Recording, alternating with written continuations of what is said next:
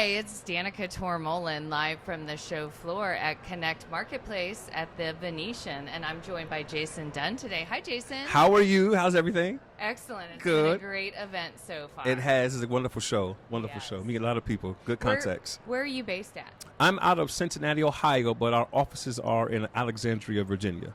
So tell everybody a little bit about what you do and who you do it for. Yes, so I am the Chief Executive Officer of the National Coalition of Black Meeting Professionals, and our organization was founded in 1983, February 23rd, and we're in our 41st year. And yeah, so you say, wow. I didn't realize that. Oh, yeah. So our organization was founded, our founders, there were 6 founders, and the 6 of them were on a farm in Atlanta, Georgia, and essentially were looking around and noticed that there wasn't a lot of diversity when it came to hotels. And at that time, which is not that time now, but at that time, the DMOs didn't have a lot of people of color. And so they agreed to say, hey, they didn't know each other. They agreed to say, hey, we want to go to destinations that support our constituents and membership and that where we feel welcome at. And so in 1982, they decided to have a conversation. They all flew to New York. And in 1983, they came back and established the Coalition of Black Meeting Planners at the time. And those planners came together, started inviting different people, and then the association grew. And it is what it is today, and really is focused on developing opportunities for persons of color, specifically those in the Africa diaspora, to really understand education, for professional development as well, and to establish pathways to do business and support those who support equity. And so it has since grown, and our base is faith organizations, corporate planners, association planners, sports, and many other historical organizations whom are represented within our hemisphere, I guess you could say. Yeah. And the other side, too, suppliers range from airlines to DMOs to hotels to cruise lines as well, all kind of vendors and third-party execs as well. So we've been around for a little while. We partner with a lot of organizations and open and ready to do business with our friends. How many members do you have? We have about 1,500 members pre-COVID, and we're growing that number back since things. A lot of folks we have not come back to the industry for various reasons, but we're growing, and as our base expands, our numbers expands, and our influence expands. So we're moving and grooving in so many words. Do you have an idea of the percentage of people of color within the industry? Do you know what the stats are? Yeah, so I don't have the stats for it because our industry is so vast. Right. And so right. I couldn't tell you as relates to every aspect or hierarchical positions, but I can say there's less than 2% in the C-suites. And I can also say, too, there's less than 5.5% of those are women of color. And so as you look at the kind of the spread, we're looking at top to bottom. And a lot of people of color are kind of the glass ceiling is more so with food and beverage, and so you're either cooking, cleaning, or you're the security in some instances. And so we know that there's more talent, we know there's more opportunities to grow in that particular pathway to the C-suite executive level, but sometimes we're not given an opportunity to do that. And so our organization has been focused on empowering those individuals who have the talent, making sure there's connections with those who are hiring, and also being in the boardroom to ensure policies are welcome and opening to allow people to really compete on an equal level. And how long have you been with the association? Yes, I'm glad you asked that question. Yeah. Ha. So I started my career in 2004 at the Convention and Visitors Bureau in Cincinnati, and moved my way up for 18 years there. So I came, I've been close to 2004, so 20-something years. So I was at the CVB in Cincinnati for 18 years, and then left the CVB and then came over to Coalition as the executive director in 22, and then I was promoted to the CEO last year. And so I've been with NCBMP since 2004 in different roles, but I was the board chairman in 2020. And so I've been in and out throughout the organization. I will credit this organization. You volunteered before. Oh, yeah. And I will credit this organization with the success that I have been afforded in my career. One is being the first black vice president of VisitCincy in its 76-year history. Two, as our city in 2004 went through a period of boycotts. Due to a lot of issues that we've had politically, and a lot of conventions left. And so NCBMP was the first association that decided to bring back conferences to Cincinnati and partner with them, which also kind of benefited us in the long term, which now the city before I left had hosted most of the multicultural organizations within our industry. And so, we're seen as an epicenter of multicultural conventions, or we were when I was there anyway. So, that's a kind of a story for me. And I've learned all of my insights and got a lot more contacts and more influence, and kind of grew up within the association. So now I'm leading it now, which is cool. Yeah, that's great. Well, congratulations on being CEO. I can't wait to see some of the things that you do. Yeah, thanks. So so tell us about the meetings that you plan for the association. What do those look like? Yeah, so our partnership with PCMA and DI, we do an activation during the Business Industry Week, which will happen next week in Washington as well. Did I date the time? I'm sorry, did I date the podcast? Is that okay? Yeah. Okay. Oh, no, definitely. We promote business. Oh, okay, PCMA and business. Oh, okay, cool. Yeah. And Industry Week and. Understood. Yeah. So we have an activation next week. Those people who are invited, go to the website ncbmp.com. You can get more information about that. Second, we do an event during Congressional Black Caucus in Washington called the State of Black Tourism. And that's September the 12th, where we come together bringing thought leaders and focusing on one particular issue. And then we write white papers on that issue and how to deal with it internally with our individual membership.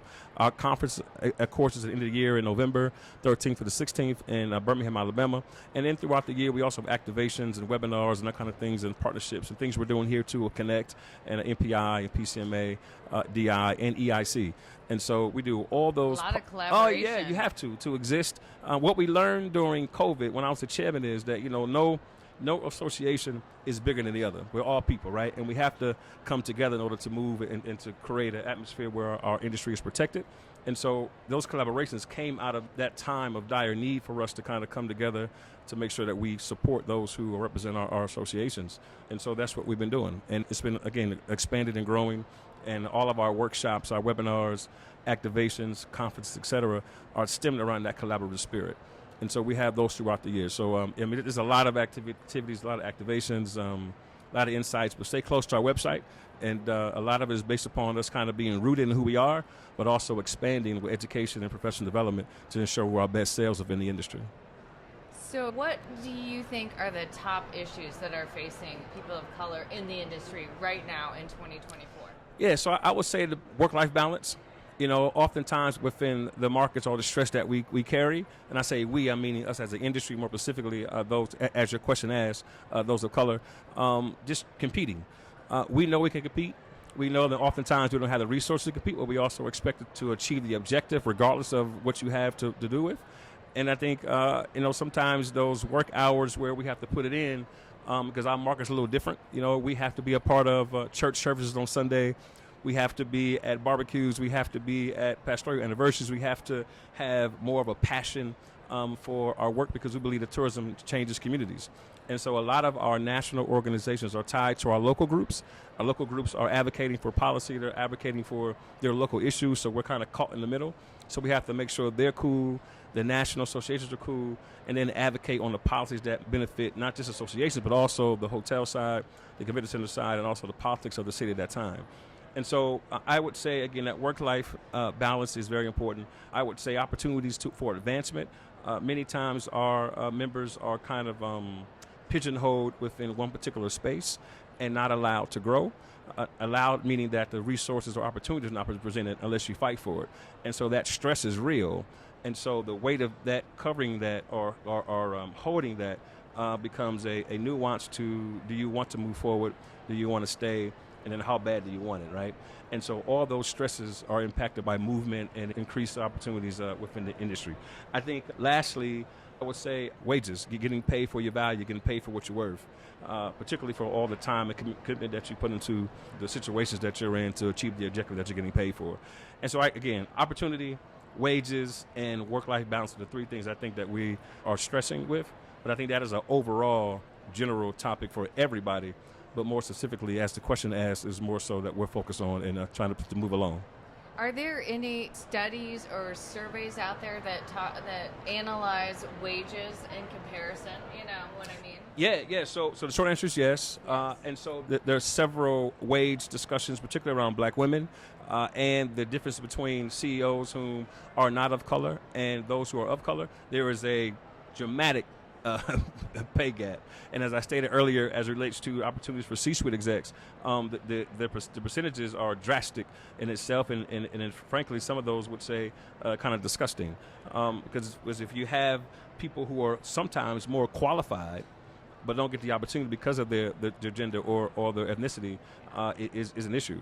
And so that's why we advocate to expand the boards, change the policies of how people are being selected and how they're being hired, making sure that there's advocacy in the room and holding people accountable for, if you're saying that you're for diversity, do you reflect it in your overall activities and activations and your overall kind of policies and what you're doing for organizations? So the answer is yes, and I would encourage folks to become aware of those studies and more so advocate on the belief of equity for all people.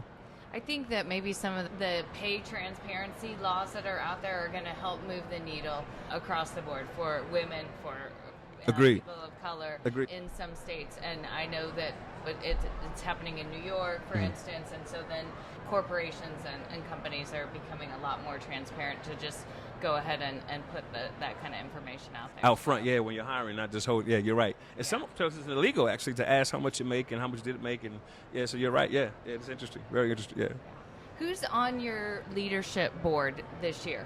Tell me a little bit about that. So our chairman is Nicholas Wiggins. He is vice president for an organization that does campaigns and advocacy throughout the country. The creator of that company Joshua DeBow used to be the faith director for the Obama administration.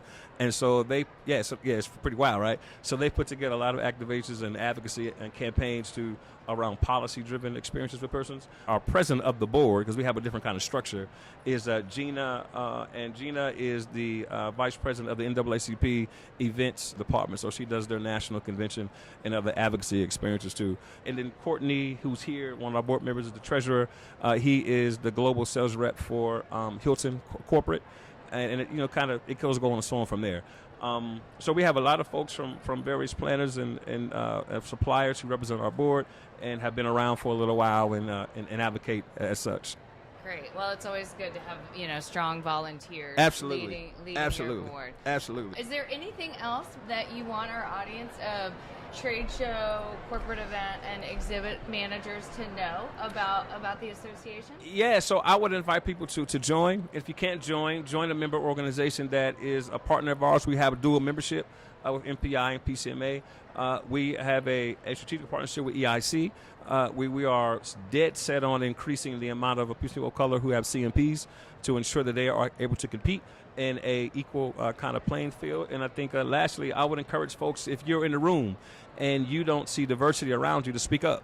And if you need tools or people to help you with doing that, we're here to support that. And just get involved, stay engaged, speak up, speak out, and don't be afraid to walk in your power. That's what we do, and that's how we roll. Thank you so much, Jason, for taking a few minutes of your time today with us. We really enjoyed talking to you. Thanks for the invitation.